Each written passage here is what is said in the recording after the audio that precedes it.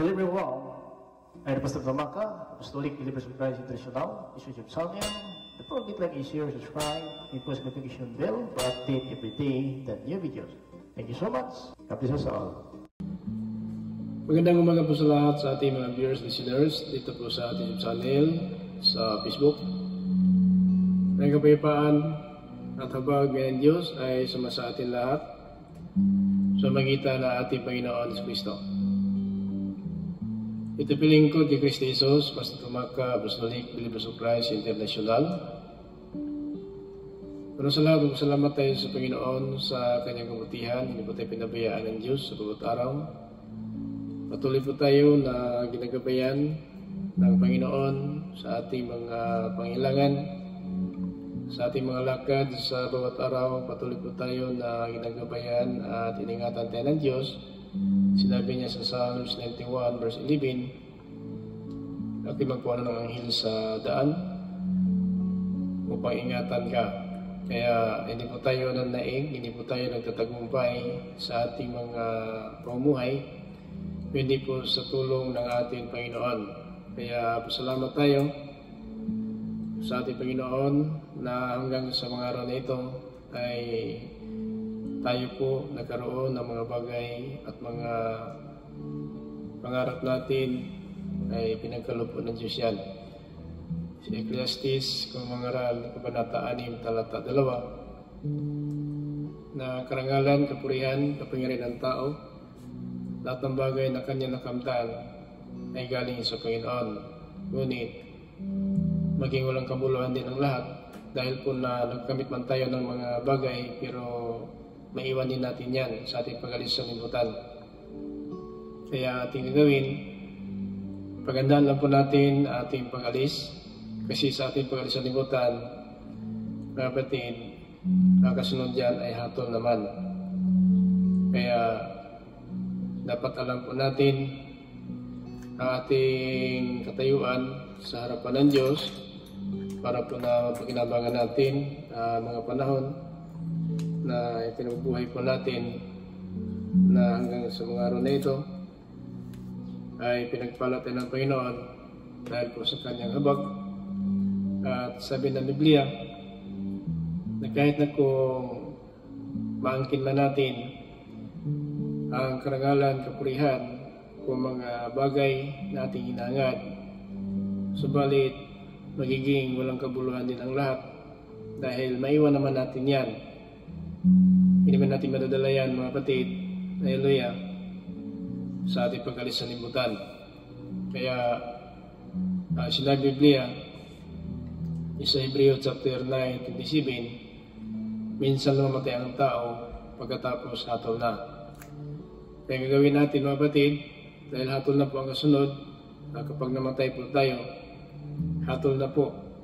So yun po ang ating paghandaan na kung sakaling man na tayo po ay alis sa libutan, pagharap natin sa hatol, sana malaya po tayo. Hindi po sana tayo maparusahan. Ito po sinabi sa Hebreo chapter 9:27, ayon po sa Biblia. Pakinggan natin ang sinabi po ng Banal na Aklat. Itinakda sa mga tao ang mamatay ng minsan, at pagkatapos nito'y ang paghuhukom ng Diyos. So, tinatakda sa mga tao ang mamatay ng minsan at pagkatapos nito ay ang paghukom ng Diyos. Na mga kapatid, siguro anuman ang kaunta natin ngayon, galing po sa Panginoon yan. At tanda po natin, maging walang kabuluhan ang lahat ng bagay kahit anong ating nakamtan. Dito mga kapatid sa Ecclesiastes, kung mangaral, Kabanata 6, Talata 2-3, pakinggan po natin. May mga taong binibigyan ng Diyos ng kanilang mga hinahangad, tulad ng karangalan, ari-arian at kayamanan. Pero hindi niya hinahayaang pakinabangan nila ito. Sa halip, ibang tao ang nakikinabang nito. Hindi ito maganda at walang kabuluhan. Verse 10. Masasabi kong mas mabuti pa ang isang sanggol na ipinanganak na patay kaysa sa taong nabuhay nga ng matagal at nagkaanak pa ng marami, pero hindi naman nagkaroon ng kasiyahan sa buhay at hindi nailibing ng maayos. Kapatid, this is the realidad ng tao. Ito talaga ang ating kalagayan. So sa ating pamuhay, wala po tayong madadala.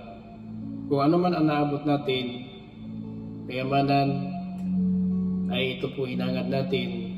Karangalan ay galing ito sa Diyos. Pero ang hindi hinayaan ng Panginoon na mapakinabangan ito ng tao. Kasi sa ating pag-alis sa libutan, kung ano man ang bagay na atin naabot ngayon, ay maiwan po yan. Walang madala po natin. Kahit na kung ano ang karangalan natin, presidente ba tayo ng bansa natin, o senador ba tayo, congressman, mayor, o gobernador, ano pa man ang sabihin natin ating katayuan dito sa libutan, lahat po yan ay mawalang kabuluhan. Ingatan na po natin na sana po nasa ating palisalimutan mayroon tayong mapupuntahan. Ito ang buhay na walang hanggang na inaasam kung hinahangad natin. Yung pong dahilan na tayo po talaga ay nakinig ng aral ng Diyos at ito talaga ay ginagawa natin ang ating napakinggan dahil po ang pagpapalain ng Panginoon yung gumagawa, hindi po ang nakikinig. Ayon po dito sa Roma chapter 2:13, ito po ang sinabi ng Biblia na ang ginawa ng Diyos na matuwid yung gumagawa, hindi po ang nakikinig. Sapagkat hindi ang nakikinig sa kautusan ang itinuturing ng Diyos na matuwid, kundi ang tumutupad nito. Yan po. Ang tumutupad ng kautusan ang ginawa ng Diyos na matuwid. Hindi po yung nakikinig. So, araw-araw naman, lobby ng Diyos, makapag-post tayo ng mga video tulad nito ginawa po natin. Ito paano mapaghandaan po natin. So, ang key verse natin is sa Hebrews chapter 9:27, na minsan lang ang tama matay at pagkatapos hatol na. Now, ito ang pinakamalaga kasi mga bagay na ating nakamtan na ito walang kabuluhan. So, pagkat marami talang kayamanan ng tao dito sa libutan, so ang problema kung hindi siya pagbigyan ng Panginoon ng panahon na siya makakinabang dito. Now, sinabi sa verse 3 sa Ecclesiastes kung mga aral, kabanata 6, talata 3, masasabi kong mas mabuti pa ang isang sanggol na pinanganak na patay kaysa taong nabubuhay ng matagal at nagkaanak ng marami pero hindi naman nagkaroon ng kasiyahan sa buhay at hindi mailibing ng maayos. So, paano masayahan po tayo? Hallelujah. Na kung ang kapalit na lahat ng bagay na ating nakamtan, kung tayo talaga ay tumagal sa sanlibutan na ito at nagkaanak ng marami pero walang kasayahan. Kasi may mga panahon, kapatid, sa sanlibutan na ang tao habang nabubuhay ay talagang puno ng kahirapan, kapighatian. Pero sabihin natin mayroong kayamanan, marami siyang anak. Pero ang problema, kung wala siyang kasiyahan, no? At wala pa siyang pangpalibing na maayos. So kasi kahit matagal pong buhay natin sa libutan, kung wala naman kasiyahan, so useless pa rin. Kasi maraming mga tao ngayon na namuhay ng matagal talaga, pero magulo.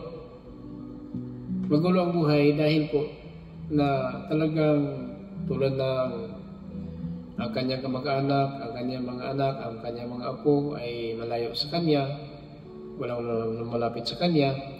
Kasi minsan po ang ugali ng tao ay hindi talaga maganda. At yung pong dahilan na kahit na kung marami siyang anak, kung tumagal man sa lupa, halos wala na pong bibisita kung magpunta sa kanya, dumadalaw, dahil po sa ugali ng tao. Ugali kasi ang dahilan kung bakit nahiwalay, kung malayo ang kamag-anak malayo po ang anak, malayo po ang kapatid. At wala na pong pambanlibing ng maayos kasi wala na dumadalo nga. Minsan niya, iniwan na po sa bahay, namatay sila sa loob ng bahay. Pagbalik, bangkay at saka minsan po talaga naagnas na po. So kasi meron pong ganyan na nag-isang lang sa bahay, matagal nga ang kanyang buhay sa lupa, marami siyang anak. Pero mga kapatid, bakit po na halos po papanlibing, hindi malibing na maayos? Dahil yan talaga, minsan ang kalagayan na sa libutan, marami na nga anak. Dito sa Japan, kung i-compare natin, sa Japan, kadalasan po namatay sa bahay ang mga matanda at minsan po kanina lang pong nalalaman na matagal na namatay at naagnas na po. Kasi dito sa Japan, kanya-kanya pong lugar trabaho, kahit na po kung sabihin natin nais na dumalaw po sa pamilya. Dahil po sa Japan, ang trabaho dito sa Japan talagang busy-busy. So minsan pa mga magulang talaga hindi nadalaw, mga matanda na talaga kasi yung mga anak nagtatrabaho sa ibang lugar. Kung ikaw nakatira sa Matsusaka, yung anak nagtrabaho sa Nagoya, nagtrabaho sa Tokyo, sa Osaka, kung sa Kobe, kung Kyoto, saan ba lugar, Hiroshima, Kagawakin, Takamatsu, kung sa Kobe, saan man, Yugukin, nasa Matsusaka ka. So, yung mga anak mo doon sa malayo, nagtatrabaho din sila. So, anong kalagayan ng mga matanda sa bahay na walang kasama, yun po ang delikado. Kapag namatay po sila talaga na walang kasama, so hindi malalaman na wala na talaga. So, yun po, maagnas ang katawan. So, hindi maayos ang panlibing. Dahil po ni mga kapatid, kagad sila na assist na ang pamilya. Okay, ganun po ang ating kalagayan. Na habang tayo po ay sa libutan na ito, ay talagang ganun po. Minsan po ang nangyari sa libutan kasi biblical po ito.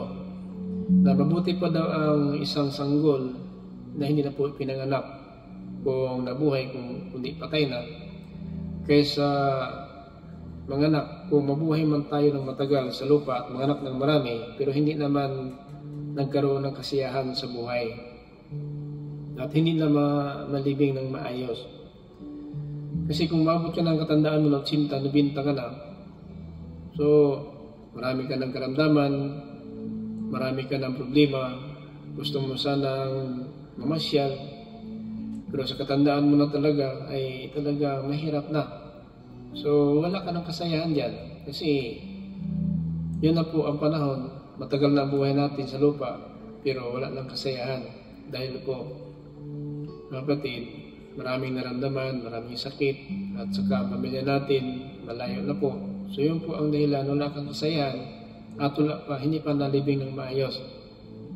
Kasi sinabi nito, at hindi pa nalibing ng maayos. So yun po ang kalagayan natin sa salibutan. So ang ating dapat pinakamalaga na ating gagawin, ito ang pagharap sa hukuman ng Panginoon. Kung malaya ba tayo, kung talagang buhay na walang hanggang ating makukuha, kung ito po ay kaparusahan.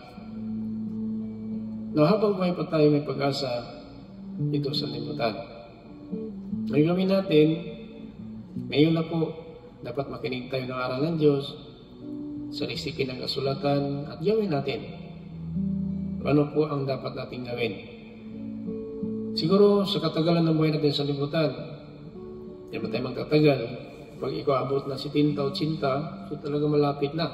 Kasi ang Biblia, 70 o 80 lang po.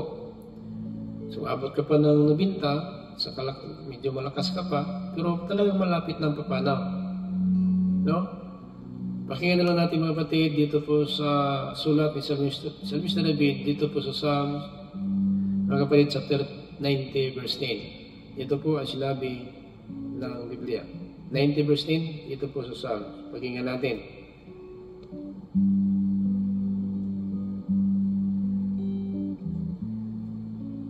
Ang buhay namin ay hanggang 70 taon lang. o kung malakas pa ay aabot ng 80 taon. Ngunit kahit ang aming pinakamagandang mga taon ay puno ng paghihirap at kaguluhan, talagang hindi magtatagal ang buhay namin at kami ay mawawala. Yan po minsan mabuti ng tsinta magulo. Bakit? Sa ating bansa, hindi mo maintindihan ang pagpamalakad ng gobyerno. Magulo ang pamumuhay, maraming problema. No? So kahit na po kung nasayan tayo, Lord, salamat sa 80 years. Lord, salamat sa 85 years. Lord, salamat sa 90 years. Nasayan tayo, buhay pa tayo. Pero magulo na po. At malapit na papanaw.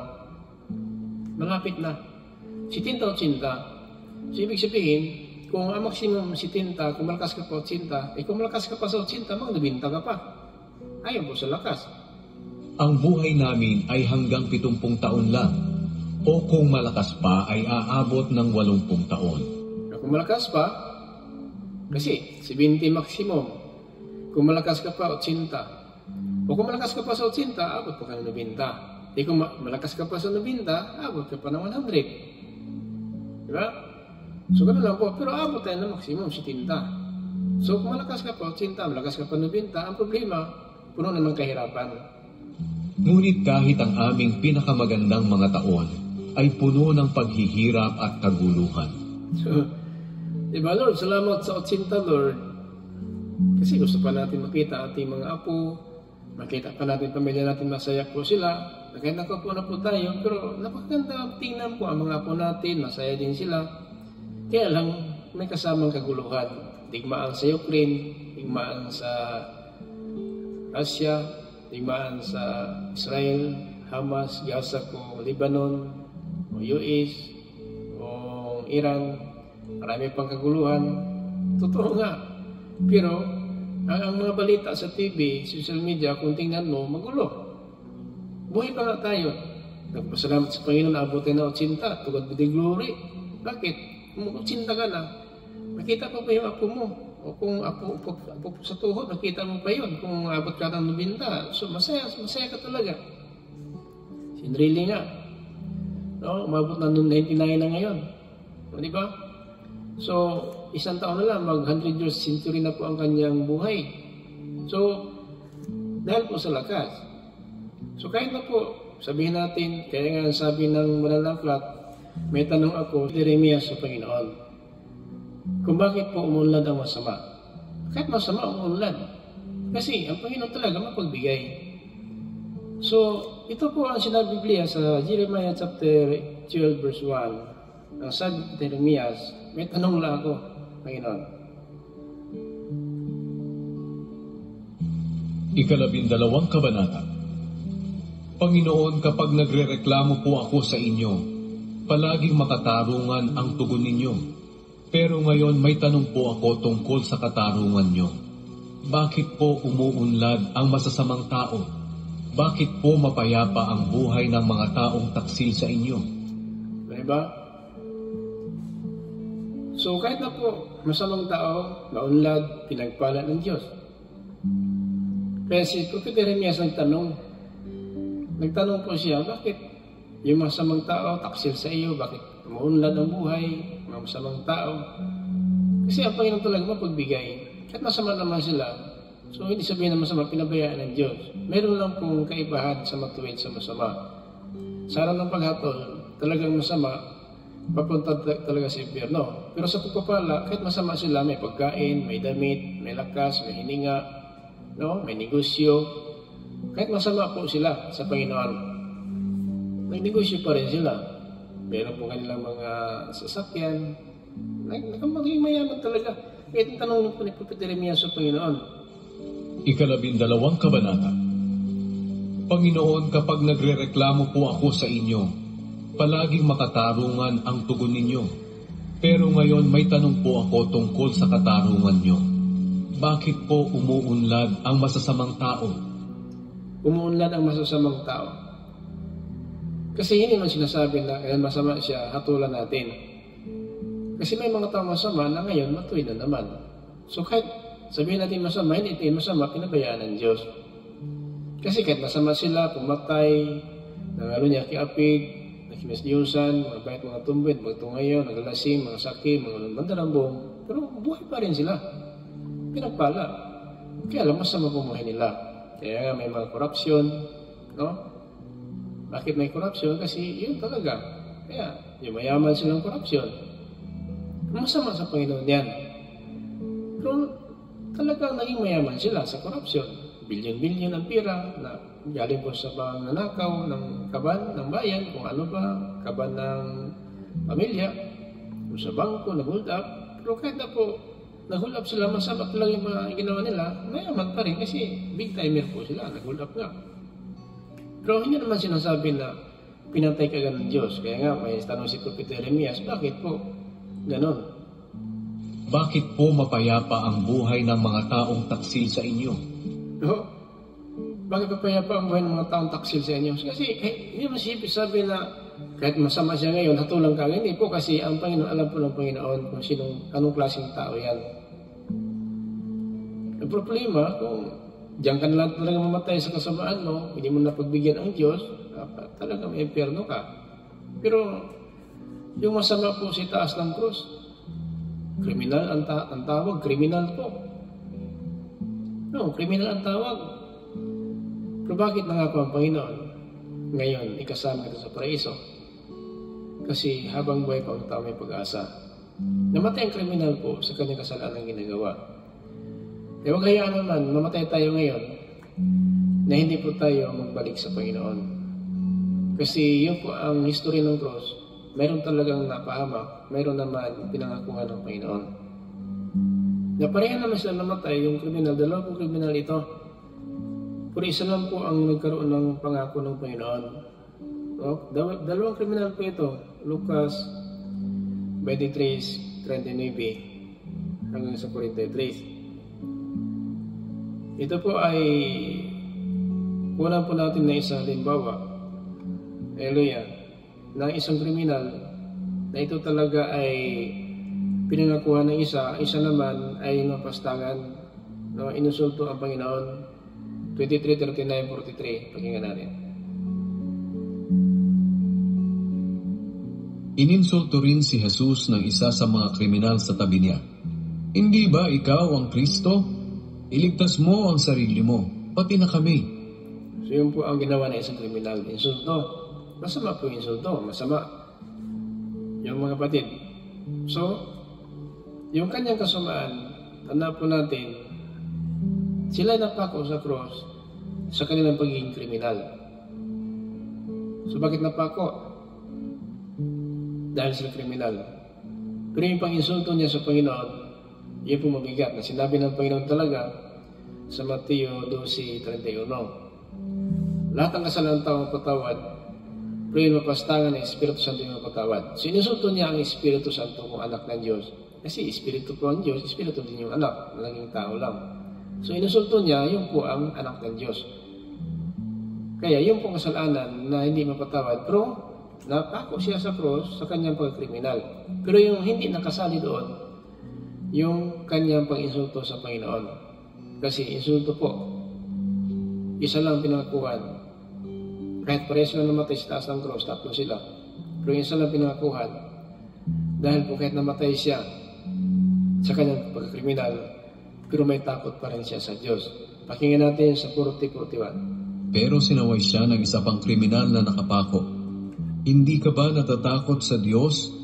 Ikaw man ay pinaparusahan din ng kamatayan. Dapat lang naparusahan tayo ng kamatayan dahil sa mga ginawa nating kasalanan. So, maliwanag po, bakit isa lang ang pinangakuhan? Dahil kahit na po napako siya sa cross sa kanyang pagkriminal, pero may takot siya sa Diyos. Pero bakit napako sa cross? Sapagkat gumawa ng krimen. Sabihin mo itong gumawa ng krimen, walang takot sa Diyos. May takot pa rin sila. Pero bakit gumawa ng krimen? So, natin alam kung bakit anong rason, bakit nagawa ang krimen at kaya nahuli at natulan. Tulad nito sa kriminal. Pero ang hindi katanggap-tanggap, yung pang-insulto niya sa anak ng Diyos. Di ba sinabi sa Mateo 12:31? Lahat ng kasalanan mapatawad, pero yung pastangan ng Espiritu Santo hindi mapatawad. Kasi alam natin na anak ng Diyos po yan. So kung ang Diyos Espiritu, So, espiritu din ang anak. Kaya nagkatawang tao lang. Kasi yung po sinabi sa Hebrews chapter 1 verse 2, kung ano ang Diyos, ganun ang anak. Kung Espiritu Santo ang Diyos, Espiritu Santo, Espiritu din ang anak. So ano yung sunto niya? Yung Espiritu. Kaya tama lang ang Mateo 12:31, lahat ng kasalanan mapatawad, pero yung pastangan, Espiritu Santo hindi mapatawad. Bakit? Anak siya ng Diyos. So, ang lapastangan niya, Espiritu. Anak siya ng Diyos. Kasi ano ang Diyos? Ganun ang anak. Kung Espiritu ang Diyos, Espiritu din ang anak. Yun po sinabi sa Hebreo chapter 1 verse 2 up to 3. Nakatuloy natin dito sa 42. Pero ang taong ito'y walang ginawang masama. Pagkatapos ay sinabi niya, Jesus, alalahanin niyo ako kapag nag-ahari na kayo. 43. Sumagot si Jesus, sasabihin ko sa iyo ang totoo. Ngayon din ay makakasama kita sa paraiso. Diba? Namatay siya sa ginawa niyang kasalanan. Namatay din yung isang kriminal sa ginawa niyang kasalanan. Pero ang hindi mapatawad, yung paglapastangan niya sa anak ng Diyos. Kasi lapastangan niya, ikaw ang Kristo, bumaba ka sa cross. Iligtas mo yung sarili, pati kami. Pero ang sagot ng isa, wala ka na bang takot sa Diyos? So meaning, kahit na po siya napako sa cross sa kanyang pagiging kriminal, may takot siya sa Diyos. Natulala siya kasi nahayag ang iyang ginawang krimen. Pero kung hindi nahayag, hindi mapako sa cross yun. Pero sa hatol, matulad din siya sa araw ng paghukom. Pero doon pa lang, nakita natin, ang sagot niya sa 41, wala na ka bang takot sa Diyos? Wala ka na bang takot sa Diyos? Di ba? Na dapat ay hatulan sa ating kasalanan, pero itong tao ito walang kasalanan. So, anong nagawa ng isang kriminal? Paburo siya. Kaya sinabi na tulad na isa, kung ikaw nga ang Kristo, bumaba ka sa cross. Iligtas mo yung sarili, pati kami. Insulto. Sumasama po yan. Diyan ang mabigat ng kasalanan niya. Sinabi ng Panginoon ito sa Mateo 12, mabatid, 31, 32. Lahat ng kasalanan patawad. Pero yung pang-insulto niya sa anak ng Diyos, walang kapatawaran yon. Pang-insulto. Kung ikaw ang Kristo, bumaba ka sa cross. Iligtas mo yung sarili, pati kami. Napakinggan natin dito mga kapatid sa Mateo 12, 31, 32.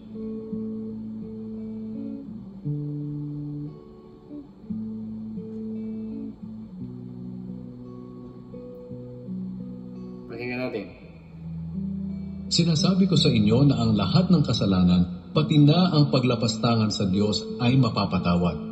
Ngunit ang paglapastangan sa banal na Espiritu ay hindi mapapatawad. Ang sino mang magsalita ng masama laban sa akin na anak ng tao ay mapapatawad. Ngunit ang sino mang magsalita ng masama laban sa banal na Espiritu ay hindi mapapatawad kailanman. Yun po. Kasi alam natin, anak po ng Diyos yun. No? Anak po ng Diyos. Inunsulto niya. Lapastangan niya. Kapatid, ang anak ng Diyos na nakapako sa cross. So yan nga, hindi siya talagang isa lang pinakakuha ng Panginoon kasi yung isa may takot, pero siya lapastangan. Lapastangan po. Yun po ang nangyari sa isang kriminal. No, sa atin ngayon, ano ba talaga ang ating gagawin? Kasi itong salita ng Diyos, ito po yung napakinggan natin.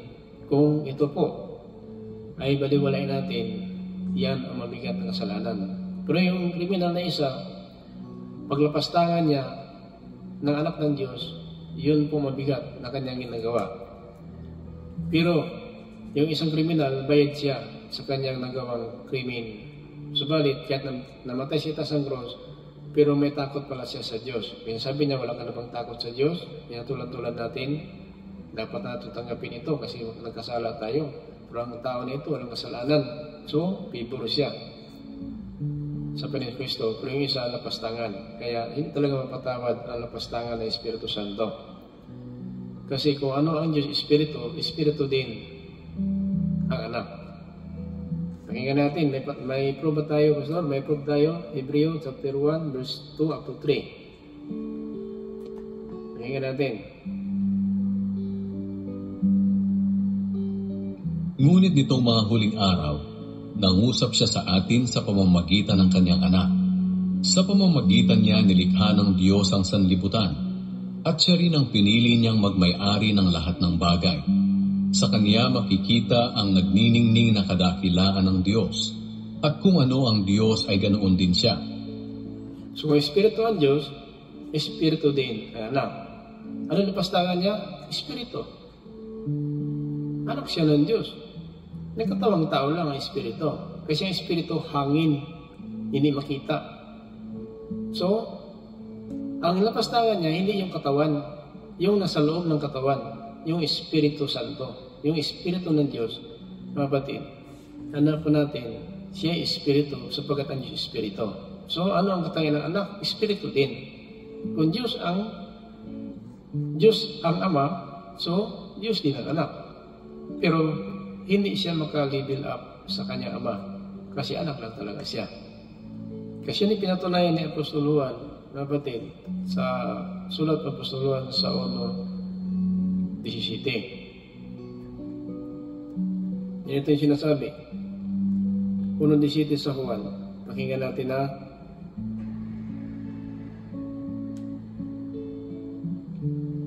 Ibinigay sa atin ng Diyos ang kautusan sa pamamagitan ni Moises, ngunit ang biyaya at katotohanan ay napasa atin sa pamamagitan ni Hesukristo. 18. Wala pang nakakita sa Diyos Ama kahit kailan, ngunit ipinakilala siya sa atin ng kanyang bugtong na anak, na Diyos din nga at kapiling ng Ama.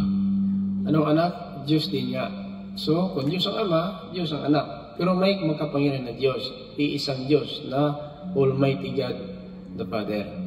Na kung Diyos ang Ama, Diyos din ang anak. Pero hindi siya level sa kapangyarihan. Kasi ang Ama is the Almighty God the Father. Siya ang makapangyarihan sa lahat ng Ama. Ang anak, ginawa lang siya ng Ama.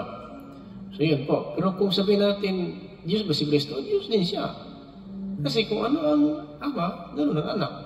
Kung Diyos ang Ama, Diyos ang anak. Pero sa katangian nila, hindi siya overpower sa Ama. Kasi ang Ama mas kapangyarihan sa Kanya. Mas nakila pa sa Kanya ang Ama. Yun po ang ibig sabihin. So kaya, ito ay dapat malaman natin na ang kasalanan ng tao na pinaka-immortal sin, itong napastangan na Espiritu. No? Ito po mga kapatid, kung baliwalin natin ang salita ng Diyos, kasi nang umakyat ang Panginoon, ang nagturo sa atin ng Espiritu Santo na. Ito na po ang kapalit niya nang umakyat sa langit, dito sa lupa, Espiritu Santo. No? Kasi ang sabi niya, pag ako'y maakyat na, ang Espiritu ipadala ng aking Ama, nakapalit ko. So ito na ngayon, kung napastangan natin itong salita ng Diyos at pinapangarap po natin, so yun po, delikado po ang katayuan natin. Kaya huwag natin napastangan, no, ang Espiritu Santo. Ito po ang salita ng Diyos kasi ang salita ay Espiritu. At itong Espiritu ng Diyos, nakaukit sa puso natin, itong salita. Kasi ang Espiritu ng Diyos, nakaukit sa puso natin. So, kung napastangan natin ang Espiritu Santo, Espiritu ng Diyos napastangan ng Espiritu Santo itong salita ngayon na ating napakinggan. Kung ito po, baliwalin natin, itong hatol natin sa huling araw ang salita ng Diyos. Isa John in chapter 12:48. Pakinggan natin. Itong hatol natin ang salita na ito tinatawag Espiritu ng Diyos na nakaukit sa puso natin. Now, 48, chapter 12, dito po sa John. May ibang hahatol sa ayaw tumanggap sa akin at sa aking mga aral. Ang mga salitang ipinangaral ko ang hahatol sa kanila sa huling araw. Diba? Kasi ang salita, Espiritu ng Diyos. So, ito mabigat na parusa natin. Na kung sa bawat araw natin pamuhay, baliwalain natin itong salita ng Diyos. Ito po ang walang kapatawaran hanggang magpakilanman, hanggang sa pangulang buhay. Yung napastangan. Kasi ang Espiritu ng Diyos, nakaukit sa puso natin. Nakakit sa puso natin, di ba ang salita ng Diyos? Yung po ang sabi sa Apostol Pablo, Espiritu ng Diyos, nakaukit sa puso. So tama si Sabi na David, ang iyong salita o Diyos, iningatan ko sa aking puso. In Psalms 119:11. So meaning, si Apostol Pablo, ang Espiritu ng Diyos, nakaukit sa puso ninyo. Ito ang salita ng Diyos ngayon. Kung ito po, paniwalain natin, lapastangan sa Espiritu Santo, walang kapatawaran magmula ngayon hanggang sa araw na darating. Si mabigat na parusa, kapatid, sa mga tao na hindi nagpapahalaga po ng salita ng Diyos hanggang sa mga araw nito. Tandaan po ng keepers natin, minsan ang tao matay pagkatapos hatol na. Isa Hebreo in chapter 9 verse 27. So, ingat lang po tayo mga kapatid, so pagkat tayo ng Diyos talaga mapangkat ang tao, ayon po sa Biblia, ang sabi po sa 2 Peter in chapter 3 verse 9, na ang Panginoon pinipabaya po ng pangako niya ayon sa akala natin. Nagpakumbaba lang ang Diyos, walang isang matulan sana ng parusa. Hindi nagpapabaya ang Panginoon sa pagtupad sa pangako niya, gaya ng inaakala ng ilan. Ang totoo, binibigyan lang niya ng pagkakataong magsisi ang lahat sa mga kasalanan nila, dahil ayaw niyang mapahamak ang sinuman. Ayan po ang plano ng Diyos. Pero mapahamak talaga tayo kung itong salita ngayon natin napakinggan ay hindi natin gagawin. Kaya nga, hindi lang tumatawag sa Panginoon maliligtas. 7:21 dito po sa Mateo.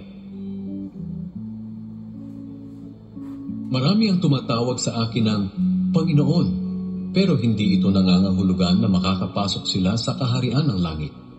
Ang mga tao lang na sumusunod sa kalooban ng aking Amang nasa langit ang mapapabilang sa kanyang kaharian. Tama.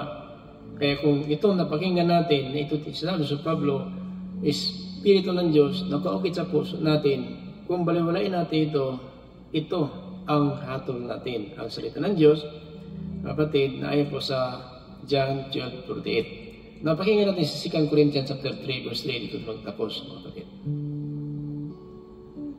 Malinaw na ang buhay ninyo ay parang isang sulat mula kay Kristo na isinulat sa pamamagitan namin.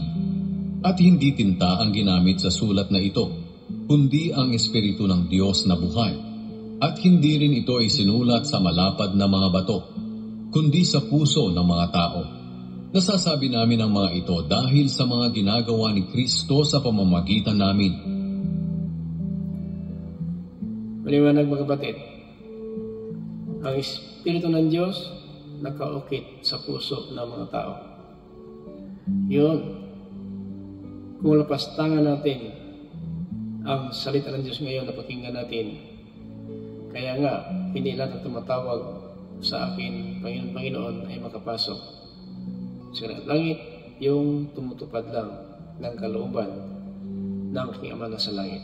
So maliwanag po Biblia, patunay po dyan, kapatid, sa Mateo 7:21.